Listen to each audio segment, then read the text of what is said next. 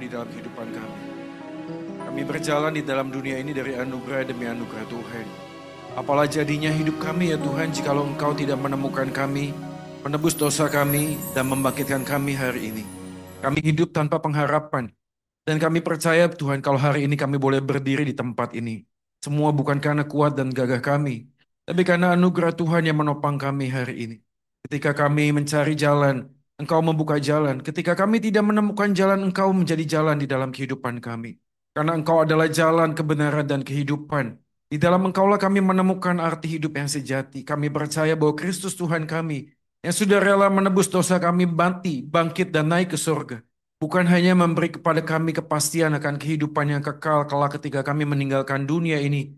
Tetapi di dalam Engkau juga kami menemukan arti hidup yang sejati. Karena untuk apa kami berjuang mati-matian mempertahankan hidup kalau kami tidak mengerti apa arti hidup yang sejati. Dan kami menemukan makna arti hidup yang sejati hanya di dalam Engkau, Yesus Tuhan kami.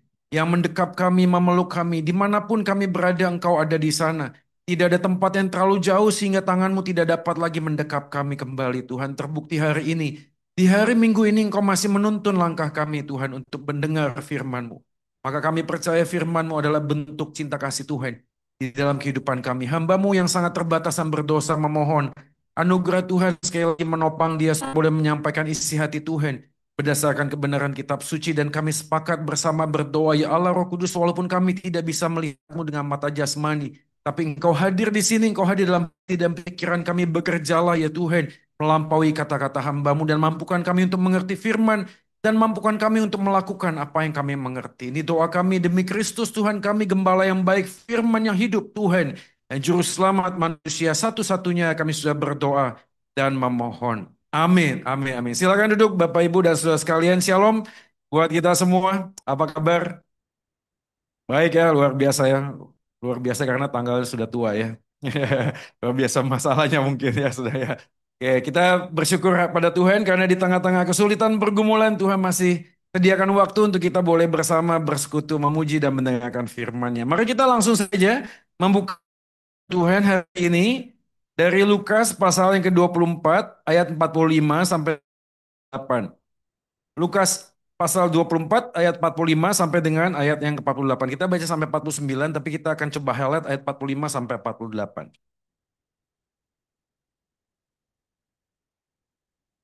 Yang sudah menemukan bisa bantu saya katakan amin. Atau mungkin ada di depan ya. Kalau ada di depan nanti muncul semuanya katakan amin ya. Ada? Kalau nggak ada mungkin di Alkitabnya masing-masing bisa dilihat ya. Oke, saya akan bacakan buat kita semua Lukas 24 ayat 45 sampai dengan ayat 49. Demikianlah firman Tuhan. Lalu ia membuka pikiran mereka, ia di sini adalah Yesus. Lalu Yesus membuka pikiran mereka sehingga mereka mengerti kitab suci. Kata Yesus kepada mereka, ada tertulis demikian, Mesias harus menderita dan bangkit dari antara orang mati pada hari yang ketiga, dan lagi dalam namanya berita tentang pertobatan dan pengampunan dosa harus disampaikan kepada segala bangsa mulai dari Yerusalem.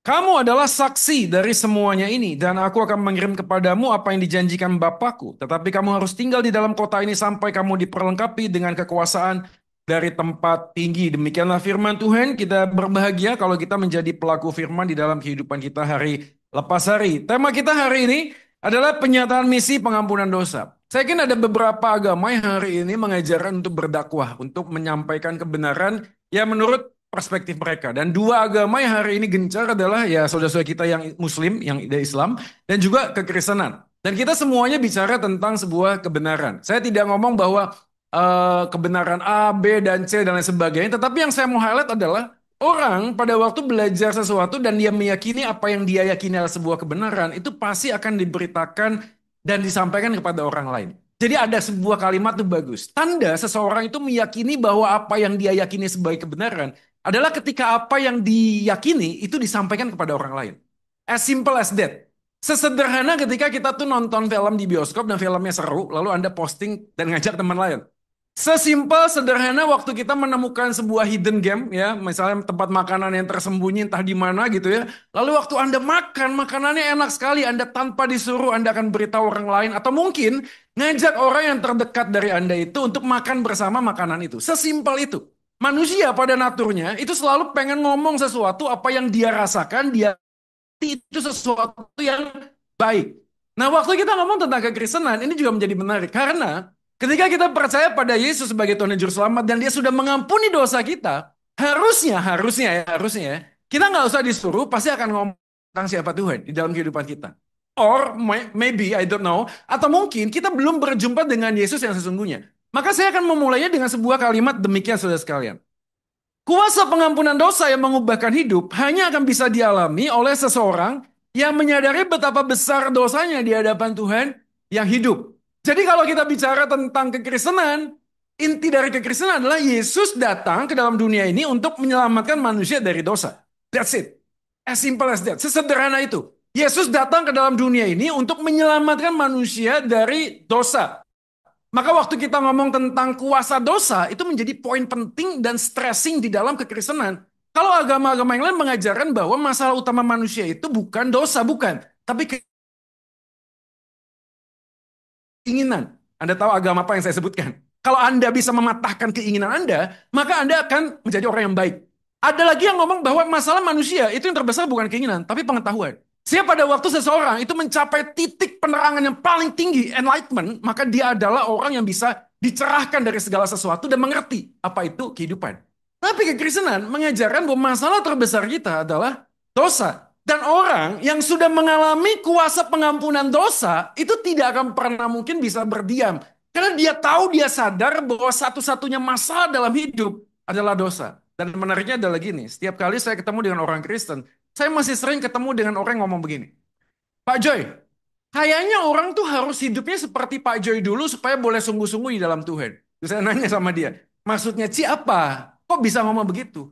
Iya nih, anak saya itu kok rasanya kalau kenal Tuhan, datang ke gereja, hidupnya biasa-biasa saja gitu loh. Jadi maksudnya gimana sih? Ya mereka tuh harus seperti Pak Joy dulu. Harus nonton bokep dulu, harus kecanduan narkoba dulu, harus hidupnya broken home dulu, harus begini, harus begitu, harus rusak dulu, ketemu Tuhan, baru kemudian bisa sungguh-sungguh dalam Tuhan. Anda nangkap maksudnya? Jadi orang yang biasa-biasa jahatnya tuh setengah-setengah gitu ya, abu-abu, masih-masih boleh baik lah gitu ya. Itu kalau ketemu Tuhan nggak akan sungguh-sungguh dalam Tuhan. Dia harus jadi orang yang bajingan dulu, orang yang jadi sampah masyarakat. Waktu dia ketemu Tuhan maka dia hidupnya akan diubahkan. Menurut saya, ini adalah representasi banyak orang Kristen yang memikirkan dosa itu hanyalah sebuah tindakan yang jahat. Bukan, saudara.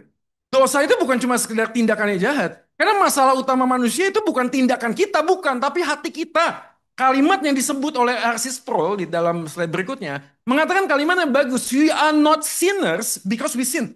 Kita itu disebut orang berdosa, bukan karena kita melakukan sebuah tindakan dosa, bukan. Kita ini berdosa, brother, karena natur kita itu dosa.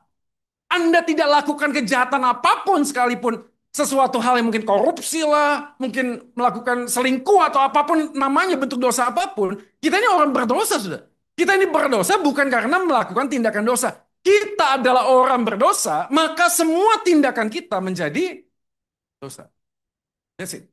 Jadi kalau kita bicara tentang dosa dalam kekristenan, bukan cuma tentang tindakan, bukan. Dan pada waktu kita bicara kepala Alkitab, Alkitab mengajarkan kepada kita bahwa di dalam hati kita ini licik-picik sudah. Jadi orang pada saat yang sama bisa mengeksekusi apa yang dalam hatinya, tapi orang-orang tertentu tidak melakukan eksekusi tindakan. Tapi bukan berarti hatinya itu tidak jahat.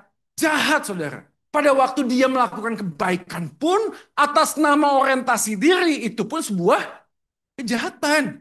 Kejahatan, saudara. Kenapa? Karena kebaikan itu tidak hanya bisa dilihat, ditentukan dari apa yang kelihatan. Nggak bisa.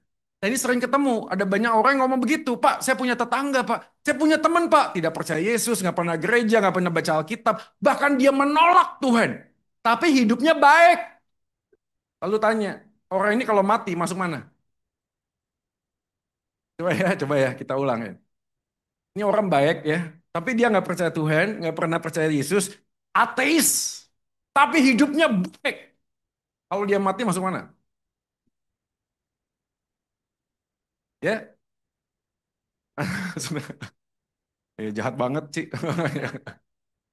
Karena orang waktu ngomong tentang kebaikan, kadang-kadang orang berpikir gini, ya ini kan orang baik. Baik tuh gimana? Ya saya bisa lihat kalau ada sesuatu masalah gempa bumi, ada tsunami, dia orang yang paling pertama. Dia orangnya adalah berani berkorban untuk orang yang bukan dia kenal. Orangnya itu baik. Kenapa? Karena kita melihat dengan mata. Padahal semua tindakan dan perilaku munculnya dari mana? Dari hati. Jadi kalau ada orang hari ini yang berpikir kalau saya buat baik bisa masuk surga, itu jahat, brother. Itu jahat. Kenapa? Karena dalam pikirannya dia merasa apa yang bisa dia lakukan, dia bisa tawar-menawar sama Tuhan. Betul nggak sih?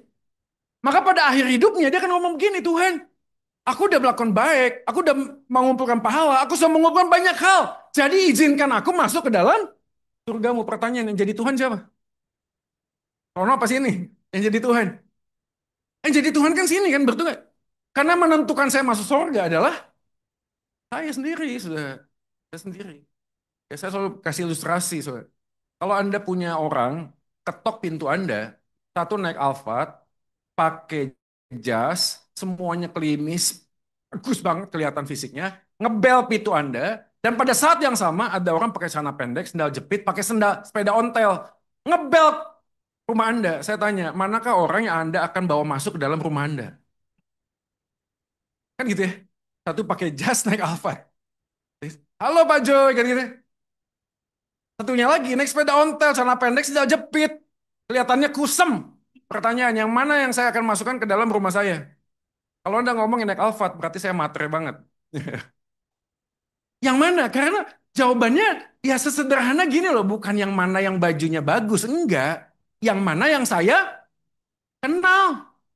Halo? Yang saya kenal. Kalau yang saya kenal itu naik sepeda ontel, saya bukain dong. Halo bro, masuk, masuk, masuk. Kan gitu. Kalau yang saya kenal yang naik Alphard, ya saya suruh masuk dong. Bukan masalah dia pakai baju apa, dia naik mobil apa, bukan masalah itu. Yang saya akan izinkan masuk ke dalam rumah saya adalah siapa yang saya kenal. Dia mau pakai apapun juga, kalau saya kenal tetap saya akan ajak masuk.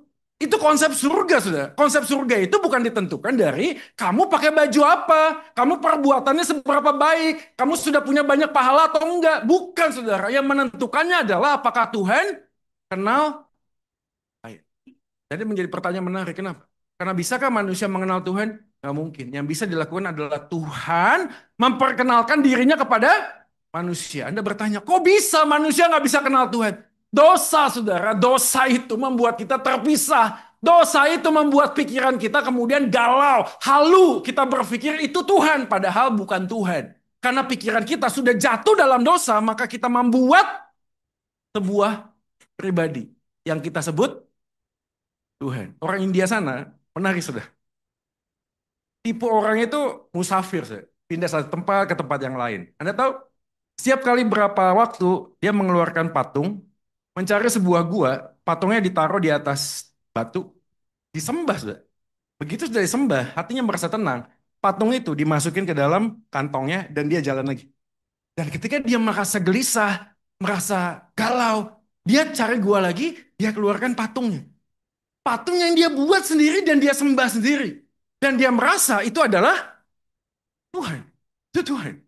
Jadi dosa membuat kita kemudian tidak bisa lagi ketemu dengan Tuhan. Karena pikiran kita hari ini sudah terdistorsi dengan dosa. Dan kalimat yang bagus lagi dari seorang yang namanya Martin Luther mengatakan, the inner man cannot be forced to do out of his own free will. Diri manusia itu tidak bisa lagi dipaksa dengan kehendak bebasnya untuk bisa melihat Tuhan. Nggak bisa. What he should do except the grace of God. Jadi orang itu hanya bisa ketemu Tuhan, melihat Tuhan, percaya kepada Tuhan yang sejati kalau Tuhan lebih dahulu mengintervensi hatiku, membuka kacamata hatiku, hati rohaniku, dan aku melihat itulah Tuhan. Jadi kalau Anda hari ini sedang mencari mujizat, ini mujizat nih. Mujizat, sudah. Karena saya sadar, saya yakin di tempat ini, kita tidak ada yang lebih baik dari orang lain. Betul nggak sih? Jadi pertanyaannya, bagaimana mungkin saya bisa kenal Tuhan? Gimana saya punya sebuah naluri, keinginan, kehendak. Untuk apa? Untuk tahu ini adalah Yesus Tuhan yang mati menebus dosaku. Kemudian saya sadar bahwa dosaku terlalu banyak. Aku ini najis bukan karena aku itu keluar masuk penjara. Bukan. Tapi karena hatiku ini seringkali berpaling dari Tuhan. Berpaling sudah. Jauh dari itu. Dan dosa ini menjadi apa? Sumber dari segalanya. Segalanya itu apa? Termasuk mental health sudah. Saya yakin orang yang jatuh dalam dosa, mental health-nya nggak ada yang baik, semuanya kena mental health. Sudah. Ada beberapa anak muda yang saya temui hari ini, seringkali merasa kesepian di tengah keramaian. Ditanya, kenapa bro kamu merasa kesepian? Nggak tahu. Dia merasa khawatir, di dalam dirinya merasa kosong, hampa, tidak punya tujuan. Di dalam hidupnya merasa tidak dihargai, tidak diterima. Kemanapun dia pergi, dia selalu mencari pengakuan. Dia berusaha sedemikian rupa untuk mencari bitcoin lah, kripto lah, duit lah, deposito lah, rumah lah. Segala sesuatu termasuk pacar, istri, pasangan. Dijadikan apa? Pemuas kebutuhan dirinya. Kenapa? Karena dia butuh penerimaan. Saudara, saya tahu orang waktu jatuh dalam dosa, tidak mungkin punya masa lalu yang semuanya baik. Nggak ada, saudara. Kita semua itu sudah terdampak dengan dosa. Dan seringkali muncul di mana? Di keluarga. Kita menjadi sebuah korban yang tak lama kemudian jadi pelaku. Tahu nggak sih? Orang yang pedofilia, itu sebelum menjadi pelaku pedofilia, dulunya adalah korban pedofilia. Tahu ya? Kekerasan seksual itu terjadi ketika seseorang itu sebelum jadi pelaku, dia adalah korban. Pertanyaannya, siapa kita hari ini yang bisa menghindari masalah-masalah itu? Siapa? Terlepas dari semua agama apapun, orang Kristen apapun, dalam keluarga kita sudah terdistorsi oleh dosa. Kita tidak bisa lagi mempunyai hati untuk mau belajar tunduk. Maka istri sulit tunduk pada suami, suami sulit untuk mengasihi istri. Problemnya apa? Dosa. Dosa, sudah. Saya sudah berapa kali bilang ya. Ada suami-suami hari ini setiap kali marah, pukul istrinya sudah. Pakai tangan cepat sekali. Tapi setelah pukul, dia ngomong nyesel, Pak. Saya pengennya nggak mukul, Pak. Tapi setiap kali saya emosi, saya nggak bisa tahan, Pak. Saya pukul istri saya. Setelah saya pukul, saya nyesel. Pertanyaannya, lakukan lagi nggak? Lakukan lagi, sudah. Lakukan lagi. Ada beberapa anak muda hari ini terdeteksi apa? NPD, Narcissistic Personal Disorder. Beberapa anak muda hari ini terdeteksi apa? ADHD, bipolar. Beberapa kali selalu berpikir pengen suicide, pengen bunuh diri, pengen suicide, pengen bunuh diri. Hidupku nggak ada artinya, selalu berpikir begitu, saudara. Kesepian tengah keramaian, merasa khawatir, anxiety, nggak bisa tidur. Apa yang dilakukan waktu nggak bisa tidur? Main Roblox sampai pagi, main FIFA 90 sampai pagi, main Mobile Legends sampai pagi, ngeliatin saham terus sampai pagi, buka scrolling TikTok terus sampai pagi. Anda tahu kenapa? Karena hatinya kosong dan dia mencari sesuatu untuk bisa mengalihkan pikirannya terhadap kekosongan dan kegalauan hati. Cari apa? Pelarian. Pelarian. Jadi kalau Anda ngomong ada orang hari ini kecanduan games, kecanduan narkoba, awalnya dari mana? Awalnya dari hati yang kosong. Dan hati yang kosong ini konsekuensi dari apa? Dari dosa. Jadi waktu kita sadar dosa begitu sangat merenggut kehidupan kita, dan Yesus datang melepaskan kita dari belenggu dosa, Anda akan menemukan sebuah permata yang indah dan mengatakan, Tuhan, inilah yang aku cari Tuhan. Aku yang melepaskan semua belenggu ini, aku nggak bisa. Tapi Engkau datang, Engkau mengasihi aku. Engkau tidak meninggalkan aku waktu aku berdosa. Engkau tetap memeluk aku walaupun badanku penuh bau dosa. Dia adalah Tuhan yang selalu mengejar aku. Dan pemahaman ini yang membuat kita kemudian menyadari, iya ya, apalagi yang lebih indah daripada Yesus. Apa sudah? Apa yang lebih indah? Duit. Saya tahu duit itu penting. Duit itu ya butuh. Segalanya itu butuh duit. Betul nggak sih? Kencing aja bayar, bro. Kencing aja bayar. Segalanya butuh duit. Tapi maaf, nggak segalanya harus pakai duit. Kenapa? Karena ada orang bisa beli duit, bisa beli tempat tidur dengan duit, tetap nggak bisa tidur. Betul nggak sih? Ada orang bisa beli obat, tetap nggak bisa sehat.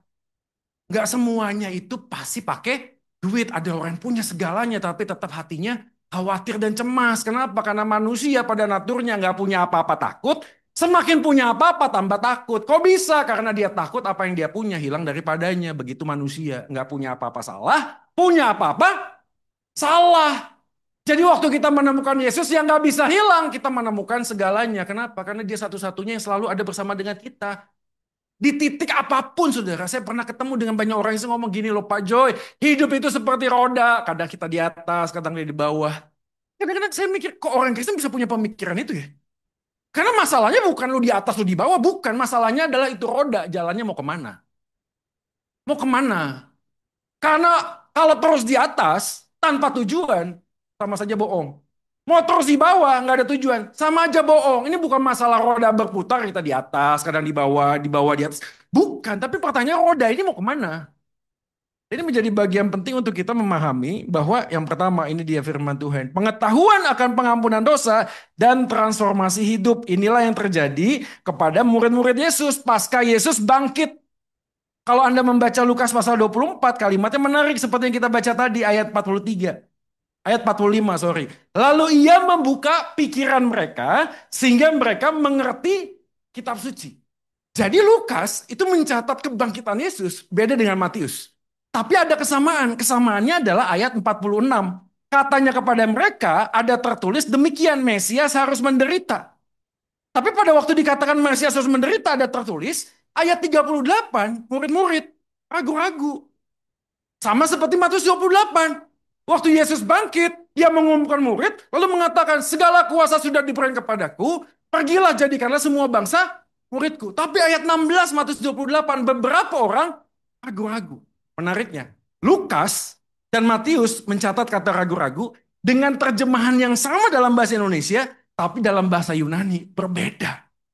Matius 28 pakai kata distaso.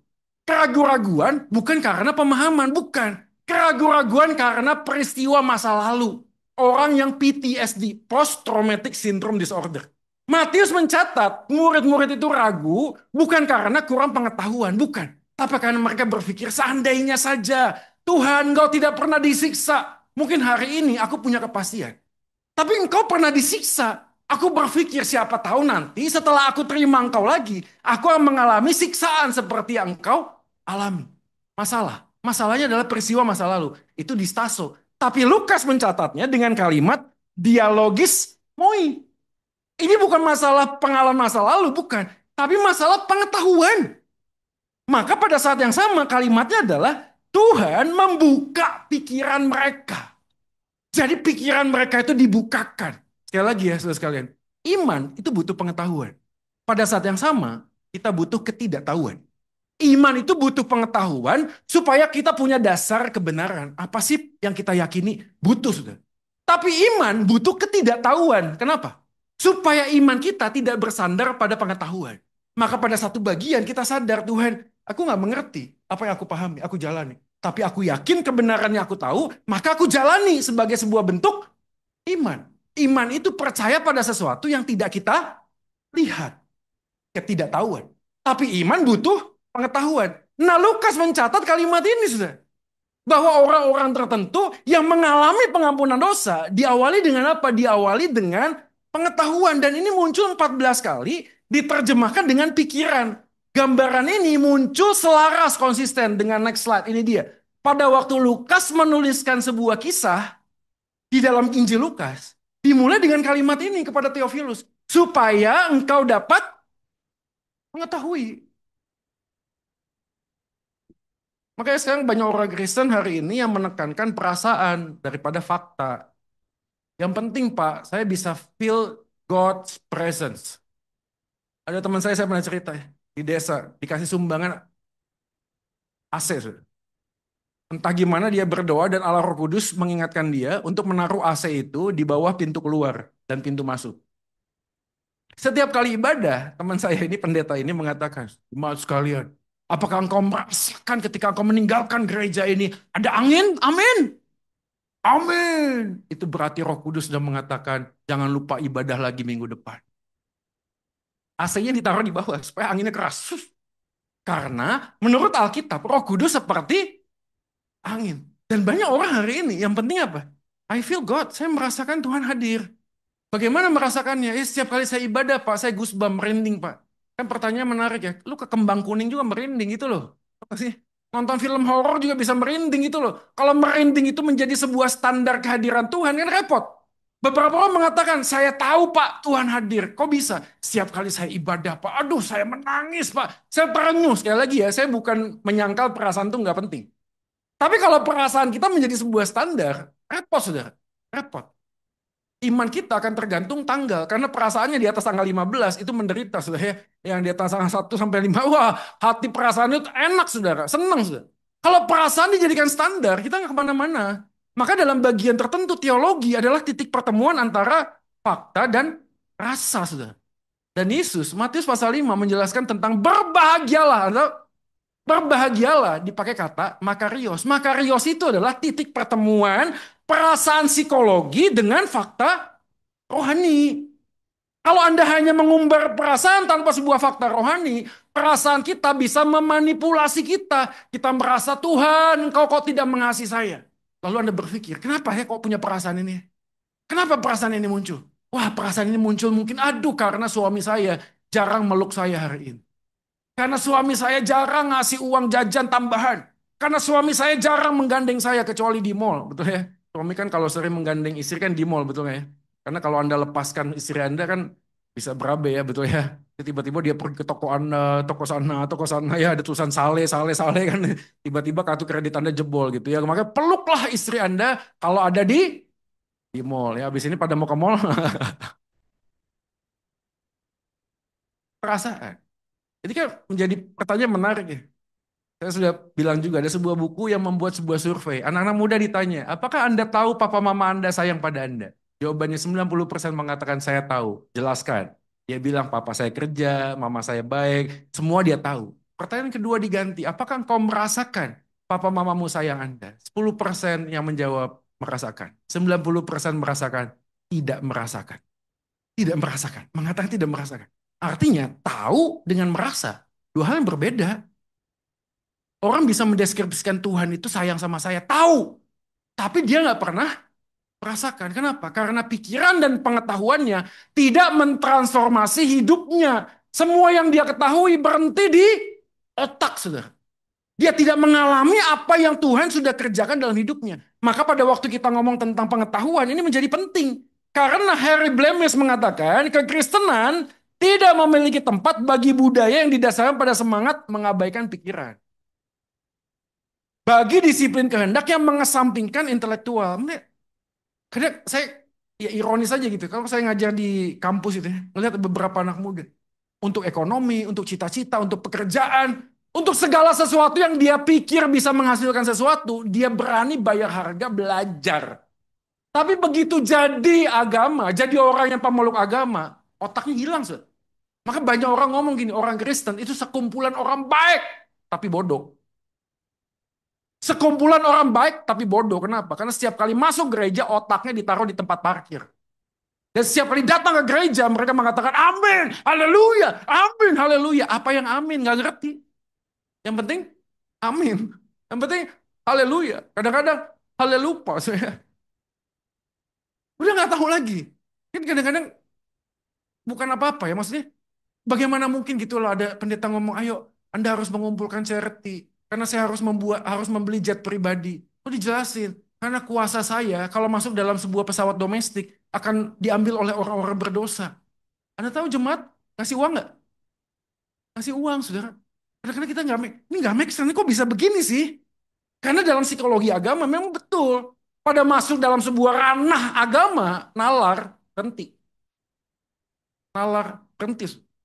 Tapi Alkitab tidak ngajarin itu. Alkitab mengajarkan kita butuh pengetahuan sebagai sebuah dasar kebenaran. Dan inilah poin penting karena kesadaran akan panggilan misi tentang pengampunan dosa di dalam Kristus. Berarti nih, kesadaran itu dimulai dari apa? Diawali dengan informasi akan kebenaran yang mentransformasi hati dan pikiran manusia yang berdosa. Jadi Anda jangan berpikir begini, yang penting saya datang ke gereja nggak usah baca Alkitab. Nggak bisa saudara, Alkitab itu ditulis untuk dibaca, bukan dirasa. Ada loh orang Kristen, tiap kali tidur peluk Alkitab. Tanya, dibaca nggak? Enggak, saya peluk aja. Kenapa? Karena setiap kali saya peluk Alkitab, tidur saya nyenyak. Bisa begitu saudara. Alkitab itu dibaca, bukan dirasa. Dibaca, itu pakai pengetahuan. Dipahami. Selalu ada level untuk kita belajar. Saya tahu kita nggak semuanya jadi hamba Tuhan yang belajar penuh waktu. Enggak. Tapi kalau kita tidak kembali kepada informasi akan kebenaran, bagaimana mungkin kita bisa berharap mengalami sebuah kesadaran pengampunan? Terus, next slide. Kita baca sama-sama. 3, 2 ya. Pengetahuan akan Tuhan memang tidak serta-merta membuat kita mengasihi Tuhan dan jiwa-jiwa yang terhilang. Tapi tanpa pengetahuan yang benar, apa? Mustahil kita bisa mengasihi dan sesama kita. Mustahil.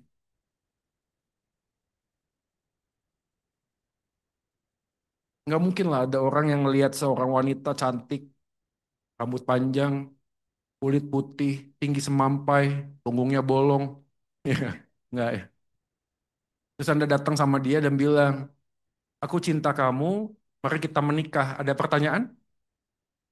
Hanya orang bodoh yang melakukan hal itu. Itu nggak sih?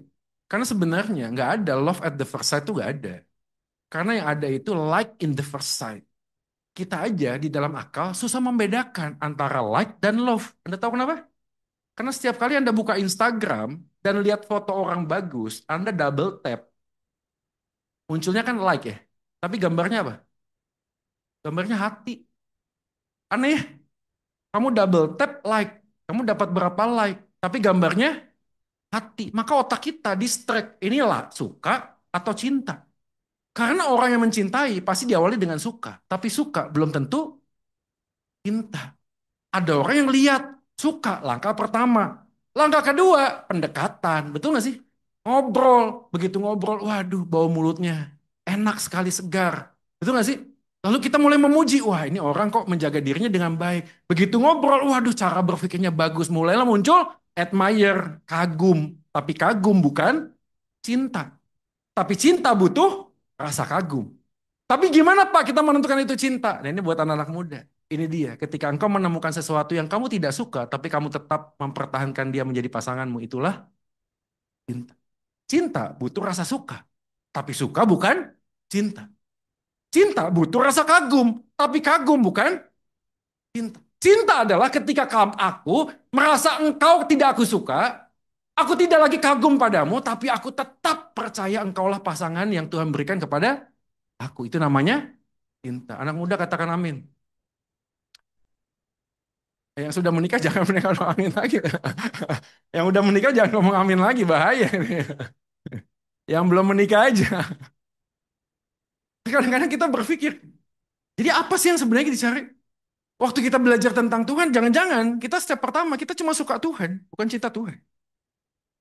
Kenapa kita suka sama Tuhan? Karena dia selalu memberi apa yang kita mau. Mungkin kita muncul rasa kagum pada Tuhan, tapi maaf, kita nggak cinta Tuhan. Kenapa? Karena pada saat kita tidak mendapat apa yang Tuhan kasih. Dan kita tetap mengasihi Tuhan, itu namanya cinta. True faith always seeking understanding, kata Anselm. Tadi menarik ya. Karena iman yang sejati, salah satu bentuknya adalah dia selalu akan haus akan firman Tuhan. Dia tuh berhenti. Dia akan selalu mencari sebuah kebenaran. Kenapa saya percaya apa yang saya anggap itu sebuah kebenaran? Ini sebuah perjalanan hidup saya. Saudara. Makanya saya waktu dalam perjalanan ya akhirnya belajar agama-agama yang lain. Kenapa? Karena comparison is the mother of clarity. Anda bisa belajar tahu uang palsu, uang asli dengan hanya belajar uang asli. Betul. Anda belajar uang asli, Anda tahu itu yang asli. Tapi begitu Anda belajar uang palsu, apa yang Anda yakini sebagai uang asli semakin nampak lebih jelas. Kenapa? Karena engkau melihat ada yang palsu. Comparison is the mother of clarity. Anda tahu kekristenan adalah sebuah kebenaran, tapi pada waktu Anda belajar agama yang lain, Anda tahu sebuah kebenaran Anda yakini itu semakin jelas dan terang benderang. Pertanyaan, ngapain Pak Jo belajar itu? Kalau Anda tanya saya juga nggak ngerti. Yang saya tahu dalam hati adalah saya selalu rindu untuk mengenal siapa yang sang kebenaran itu. Dan ketika saya belajar sang kebenaran, muncullah istilah Isa Al-Masih dan Yesus. Ini ada dua apa satu? Kenapa yang satu itu tidak mati, yang satu mati? Yang mana yang benar? Pertanyaan itu mendorong saya untuk mencari sebuah kebenaran.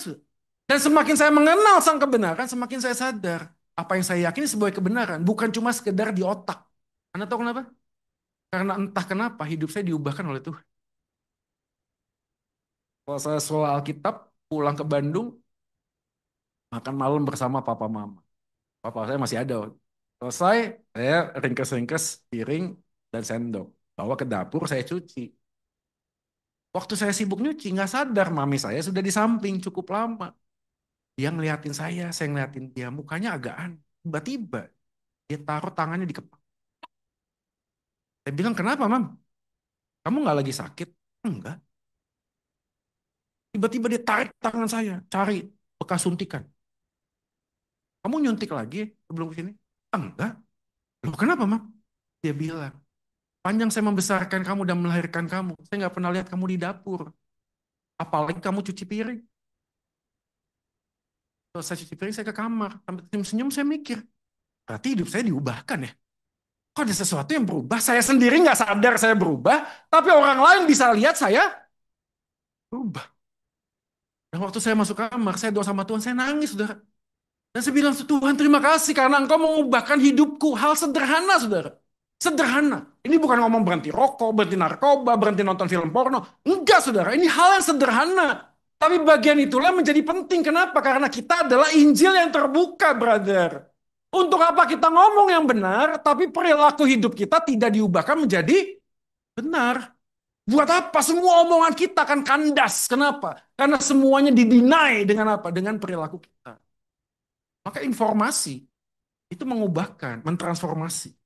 Maka identifikasi dengan kebenaran itu terkait dengan tanpa Injil Kristus yang menjadi lensa, dasar motivasi dan tujuan arah hidup kita, sesungguhnya kita bukanlah seorang Kristen yang ya. Double slide aja langsung 2 kali. Kita baca sama-sama. 3, 2 ya. Tanpa Injil Kristus yang menjadi lensa, dasar motivasi dan tujuan arah hidup kita, maka sesungguhnya kita bukanlah seorang Kristen yang sejati. Ada pertanyaan saya pada hari Minggu pagi ini. Kita orang yang beragama Kristen atau orang yang sudah percaya sama Yesus? There's two different things, brother. Anda jangan berpikir orang Kristen selalu punya Yesus. No, no, no, no, no. Anda salah kaprah, salah besar. Tidak semua orang Kristen murid Yesus. Walaupun murid Yesus disebut orang Kristen. Tapi hari ini kita bertanya dalam diri, Tuhan, apakah sebenarnya yang Engkau inginkan dalam hidup? Karena untuk apa hari ini kita berjuang mati-matian di dalam kehidupan ini? Pada saat yang sama, kita mencari sesuatu yang menjadikan diri kita sebagai Tuhan. Apa yang menjadi Tuhan dalam hidup kita? 30% dari semua pengajaran-penyajian baru bicara tentang mamon. Apa itu? Duit. Sekali lagi, yang salah bukan duitnya. Tapi akar segala kejahatan adalah kecintaanmu pada duit. Jadi highlight stressingnya adalah bukan uangnya. Tapi arah hidupnya. Apa itu? Rasa cinta. Kamu lebih cinta yang mana gitu loh. Sekali lagi, saya nggak mau juga khotbah ini cuma di surga-surga ngomong, wah ini kan ngomong di surga. Gak sesuatu yang butuh. Enggak. Saya tahu, saya sadar, Anda punya duit. Anda beli bisnis kelas. Datang paling awal, pulang lebih cepat gitu loh. Tahu nggak sih? Nggak ngantri panjang. Tahu nggak sih? Oh, seat 1 sampai 30 nunggu sini. 30 sampai 60 nunggu sini. Nunggu-nunggu gitu loh. Belum tentu kalau ada badannya besar. Begitu duduk, aduh ininya ganti-gantian. Ininya kena seat depan gitu loh. Kalau Anda punya duit, bisnis kelas bro, reclining seat. Ya, begitu duduk ditanya mau minum apa? Wine, anggur, begitu saudara. Itu bisnis kelas saya tahu. Semuanya punya fasilitas. Saya minta maaf sama mau sampai kapan gitu. Saya posting di Instagram waktu itu. Pada waktu orang pada ngomong liburan. Anda mau healing, healing terus healing. Berapa lama Anda bisa healing? 3 hari, 1 minggu. Setelah pulang ngapain? Hilang saudara. Kebanyakan healing, healing, healing, healing, hilang saudara. Udah nggak tahu lagi apa yang mau dikejar. Begitu duduk sekali di kantor, aduh stres lagi, healing lagi. Pulang lagi, aduh stres lagi, healing lagi. Mau sampai kapan healingnya? Mau sampai kapan? Nggak bisa, sudah. Saya bukan ngomong healing nggak penting, enggak. Tapi kalau Anda tidak menemukan Yesus sebagai Tuhan di dalam healingmu, kemanapun Anda healing, Anda tidak akan menemukan sejahtera yang sejati. Tapi waktu kamu punya Yesus, kamu menemukan apa? Bukan hanya sekedar semua pandangan yang enak, bukan. Tapi Anda mengatakan, Tuhan, Kamsia Tuhan, aku bisa menikmati ciptaanmu yang indah. Anda pergi ke Batu sana, tarik nafas. Anda bukan cuma, aduh segernya Surabaya sumpek. Enggak, saudara. Tuhan terima kasih ya. Aku masih punya paru-paru bisa menghirup nafas. Saudara. Terima kasih Tuhannya. Bukan cuma sekedar ciptaannya. Kenapa? Karena Anda sadar. Jadi lensa. Lensa. Menjadi dasar motivasi. Anda hari ini bekerja. Anda punya sesuatu. Anda berpikir untuk sesuatu yang kekal. Sekali lagi saya bilang, saudara. Ini mic bukan turun dari sorga. Enggak. Dibeli. Harganya berapa, Om? Ini dibeli, saudara. Ini bukan tiba-tiba, Tuhan ini gereja butuh mic. Mic gitu. Terus Tuhan nanya, mau merek apa? Sure? Enggak, saudara. Enggak. Dibeli. Anda tahu uang siapa? Dari uang orang yang mengasihi Tuhan. Yang punya konsep surgawi walaupun hidup di dalam dunia. Konsep itu. Orang tuh berpikirnya untuk kekal. Itu mindsetnya itu dasar motivasi. Ada dorongan. Anda kasih persembahan berpikir bukan hanya sekedar untuk duniawi di sini. Enggak, saudara. Anda sadar bahwa setiap kali Anda menyumbang sesuatu, kasih persembahan sesuatu, gedung ini, tempat ini akan membawa orang lain yang belum kenal Tuhan jadi kenal Tuhan. Di dalam dunia yang sementara ini hidupnya diubah. Bukan cuma dengan sementara, tapi hidupnya diubah. Kenapa? Karena pada waktu dia percaya Yesus melalui gedung gereja, dia punya kekekalan. Melalui apa? Melalui gedung. Ini AC nyala, pakai listrik, saudara. Anda tidak datang ke PLN, ngomongin, Pak, ini gereja. Kita bayar pakai doa ya. Nggak ada, saudara. Bayar listrik itu pakai duit, saudara. Duit siapa? Duit orang yang sudah mengasihi Tuhan. Anda sadar. Begitu Anda diberkati, Anda pegang duit. Anda bilang, Tuhan, ini duit sementara. Tapi tolong Tuhan, duit yang sementara ini Tuhan pakai untuk apa? Berdampak pada kekekalan. Itu tumbang, lembaga misi, misionaris loh, yang di pedalaman. Mereka juga butuh makan. Itu dia. Mindsetnya berubah. Dan yang terakhir saya, mengalami dan menyatakan Injil ayat 47. Dalam namanya berita tentang pertobatan dan pengampunan dosa harus disampaikan kepada segala bangsa. Dan kalau dalam ayat 48, kamu adalah saksiku. Jadi harus disebarluaskan, will be proclaimed, kerigma, kesaksian. Tapi pada saat yang sama, kamu adalah saksi. Jadi pada waktu Tuhan itu membuka pikiran mereka, berhenti nggak di sana? Enggak. Dibuka pikiran mereka, mengerti kitab suci, Mesias, dia akan mati menebus dosa manusia, dia tahu. Tapi pada saat yang sama, ini semua berita ini harus diberitakan. Diberitakan kenapa? Karena kamu adalah saksi. Kalimat komentarnya bagus. Pulpit commentary di dalam Lukas mengatakan the term kalimat witnesses in this context refers to those who have first-hand experience. Ini dia. Mengalami perjumpaan pribadi, brother. Bukan cuma sekadar kata pendeta, kata hamba Tuhan, kata orang, bahwa Yesus adalah juru selamat. No! Ini bicara tentang saksi personal encounter. Pertama kali Anda sadar, Anda duduk terdiam. Di dalam sebuah kehidupan Anda sadar, Tuhan, aku tidak punya apa-apa yang bisa aku banggakan. Aku tidak punya segala sesuatu yang bisa aku perjuangkan. Kecuali apa? Yesus, engkau datang di dalam hidup. Saya keluar masuk panti rehab 5 kali. Pertanyaan, selama 4 kali saya kemana? Saya juga bingung, saya kemana? Tapi panti yang kelima, saya dihadapkan sebuah fakta. Faktanya apa? Sebelum masuk berbaur di dalam kelas-kelas sama pasien, saya dicek. Diceknya adalah harus punya kejelasan non-HIV, non-hepatitis C, A, B, dan penyakit menular lainnya. 5 hari di dalam sebuah karantina. Desperate, saudara. Saya mikir ini kalau hasilnya HIV, kelar hidup gue. Selesai. Tinggal nunggu kapan Tuhan panggil saya. Gelisah, saudara. Anxiety, nggak bisa tidur. Beberapa hari kemudian muncullah 3 orang anak pemuda dari luar. Satu main gitar, satu pimpin pujian, satu pegang Alkitab. Nyanyi satu lagu, ini ya, ini jeruji, saya di dalam, dia di luar. Itu dia baca firman Tuhan. Anda tahu apa yang dia baca? Yohanes 3:16. Karena begitu besar kasih Allah akan dunia ini, sehingga ia mengaruniakan anak yang tunggal, sehingga barang siapa yang percaya tidak binasa, melainkan beroleh hidup yang kekal. Lagi sekolah minggu, gue udah katam ayat itu. Ngelotok, tahu gue ayat itu. Dari sekolah minggu, remaja, pemuda, diulang-ulang. Nih ayat udah paling populer lah. Tapi hari itu waktu saya dengar, nggak tahan saya. Saya nangis malam itu, saya berpikir. Dan berkata, Tuhan, bokap gue udah pergi, dia malu punya anak kayak gini. Oh ya, papa saya, dia beli rumah di Lampung, dia kerja di sana. Alasannya sih kerja. Tapi saya tahu dia malu ketemu sama keluarga. Saya tahu. Mama saya udah pontang-panting. Koko saya udah bilang sama mama saya, jangan doain tuh anak, anggap dia udah mati. Adik saya nunjuk-nunjuk, kamu ini ya, gara-gara abang ini loh, keluarga kita hancur. Gak ada teman lagi, sendirian. Malam itu saya bertanya, Tuhan, engkau mengatakan begitu besar kasih, masihkah engkau mengasihiku? Malam itu entah kenapa, Tuhan tuh ngomong seakan-akan aku tetap mengasihimu. Dia menunjukkan tangan yang berlubang paku. Aku berkata, Tuhan, engkau masih mengasihi. Dia menunjukkan mahkota duri.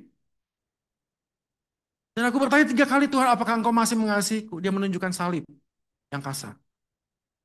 Dan sejak malam hari itu, entah kenapa, hidup saya diubah. Soalnya ini personal encounter sudah. Bukan hanya sekedar sebuah pengetahuan, tapi kepastian akan hati. Kenapa? First experience of the events. Kesadaran akan tahu bahwa Tuhan itu sudah mati menebus dosa kita. Di dalam sebuah bidang misi, ada stages of faith seperti ini. Di next slide. So ya, steps to Christ. Sudah paling bawah, gak ada awareness of God. Itu nomor satu. Mungkin ateis, skeptik, apapun itu. Terus beraja. Tiba-tiba dia muncul masalah.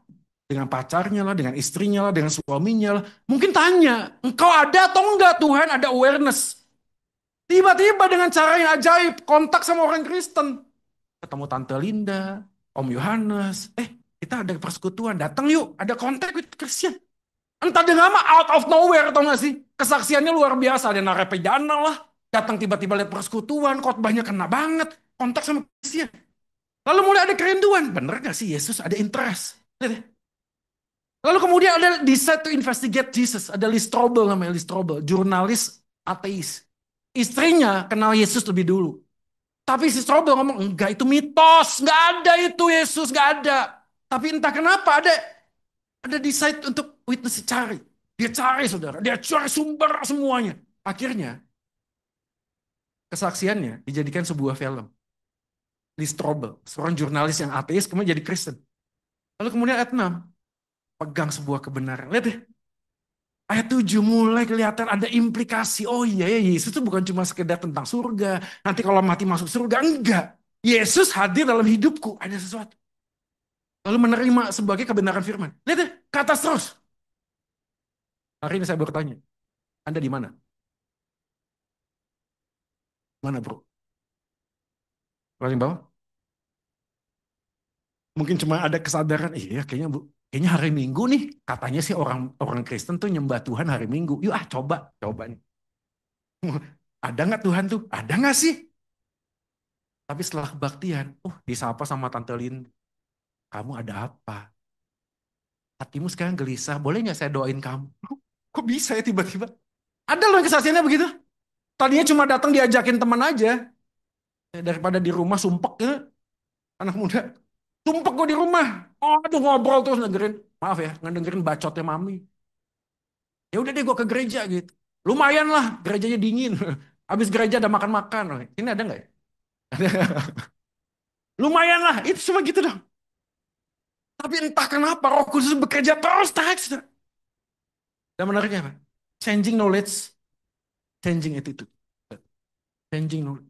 Semakin tahu, semakin diubahkan. Hari ini pertanyaan saya, Anda di mana? Ini yang terakhir kita baca sama-sama. 3, 2 ya. Next slide. 1, 2 ya. Mereka yang sudah mengalami kuasa Injil dalam hidupnya, pasti akan menyatakan Injil melalui hidupnya dengan penuh kuasa. The power of action. Action talks louder than only the word. Maka saya bersyukur pada Tuhan. Kalau Tuhan mengizinkan masa lalu saya yang berantakan. Anda tahu? My action talks louder, brother. Anda mau ngomong apa? Canduan bokep nih, rajanya. Canduan seks nih. Kecanduan apa? Narkoba, games. Orang bertanya-tanya. Orang tua ngomong, kayaknya anak saya nggak punya hope lagi. Udah kecanduan. Saya bilang, ini hasil kasih karunia Tuhan. Kenapa? Karena saya punya mami yang tidak pernah berhenti berdoa. Dan hari ini bukti nyata. Gak usah terlalu banyak ngomong. Anda lihat bukti. Dan waktu Anda lihat buktinya, yang tidak mungkin buat manusia, mungkin buat Tuhan. Dan saya nggak tahu berapa banyak orang dari hari ini udah mau kehilangan harapan. Kayaknya nggak mungkin ya. Kayaknya nggak apapun, kalau Anda di dalam Yesus, darahnya sanggup memulihkan Anda. Lihat, hidupmu penuh kuasa. Tiap kali Anda kumpul sama teman-teman, Anda akan tanya, bro, hidup lu kok beda sih? Kenapa beda? Lu cerita tentang Yesus. Tapi kalau hidup kita tidak diubahkan, bagaimana mungkin kita bisa ngomong tentang siapa Yesus dalam hidup? Amin, saudara. Mari kita berdoa.